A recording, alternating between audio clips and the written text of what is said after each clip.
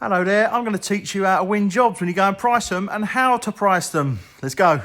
A couple of really good tips I can give you here, and it's important as well. You mustn't be too cheap, man. That's the first thing. You need to be looking around at how to test your market. What a lot of people do in the trades is, we're brilliant at what we do, we're great with our hands, but not necessarily brilliant at business.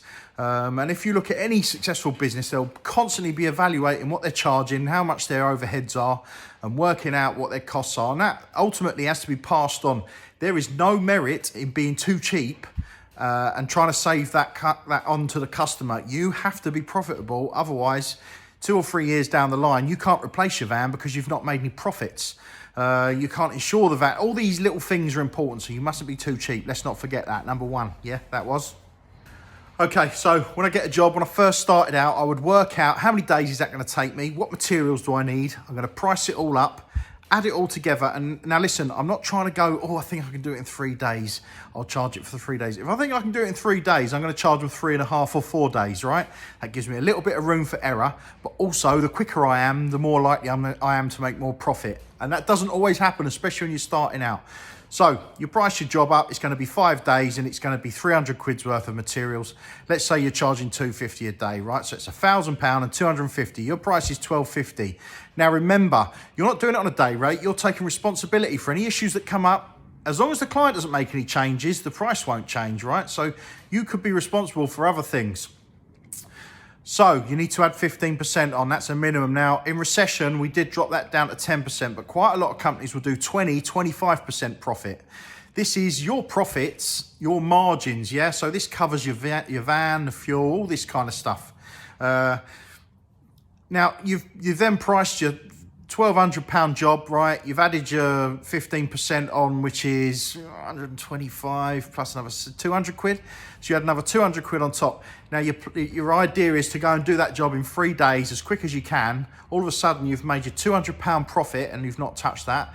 And you've made an extra day's money because you've been quick. Yeah, so you've made £450 profit on that job plus your wages. That's how your price work. That's how I do it. Now, there'll be different ways of doing it, and a lot of lads will tell you. But that is how I think you should be pricing jobs. So before you get to the point of pricing that job, you've gone to look at the job and you've got to try and win the work. You've got to give the client confidence. Don't try and big yourself up too much, but do let the client know you want this work. It's cool, and get excited about the job. Tell them, yeah. Things like, look, I want to do this job. Do you mind if we put this on social media? I think it's going to look brilliant when we're done. I'd like to show it off. Obviously, once they've agreed the price. Things like that give people confidence in what you're doing. Now, when I price a job, I tell the client, I will do you an estimate. Here is my estimate. It's just one price to do what they've discussed. If they go ahead with a price, I will do a full written quote. So important. Get that quote written out. Make sure that in that quote, you've done everything that you say you're going to do, because later on you might need to come back to it. And there may be an argument, there may be a dispute. If it's in your quote, you can say, look, this was written in my quote, or no, that wasn't quoted for, that's a change you've made, it's not in the quote. But make sure your quote's accurate. And I would push your client to read it and make sure they agree and that they're happy with what you've quoted. Be punctual. Listen, nobody wants to wait 5 days for a quote. A lot of people think it's not coming at that point. And quite often we do it. We will go and price a job and we don't want a job and we won't reply. That's a bit unprofessional, but I understand why us builders and tradesmen do that. Because when you say to someone, look, I don't want to do this job, I'm not going to quote, people get shitty with you. You can't really fucking win, but I would say to do that to people. Don't leave them hanging on. But if you are interested in a job, get your quote in, get it done within 2 days, get it done that evening, get it sent off real quick. They will love that, yeah?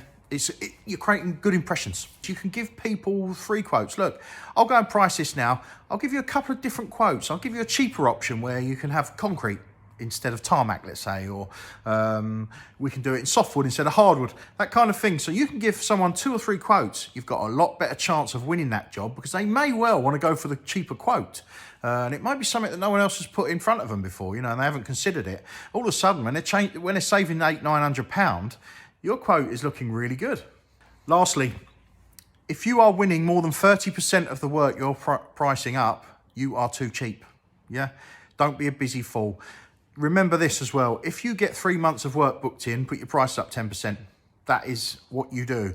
That gives you 3 months at a higher rate of 10% more than you would have normally charged. And you'll probably be surprised and find that you'll actually still be getting work with that extra rate. That is how you test your market. Now, if your work drops down to a month, you go back 5%, yeah? And carry on from there. Again, if your work doesn't come in, you go back another 5% to where you were. So this is the 10 up, 5 down rule. I will do another video on it if someone requests it, but that's a good tip. Even if you are flat out busy, price everything. Price it, get it priced. What generally you do in a trade is if you're really busy, and that's because you're good, and actually going on my last tip, you shouldn't be really busy. You should be changing your prices accordingly. But there are some idiots out there that love to tell everyone how they've got, oh, they're booked up till, I'm booked up till next August. Yeah, that's because you're a dickhead, mate, because you haven't realised that you're too cheap and you're getting all the work. You could be booked up till May and be earning 10, 15% more than what you're charging now. It's moronic. Don't be that guy.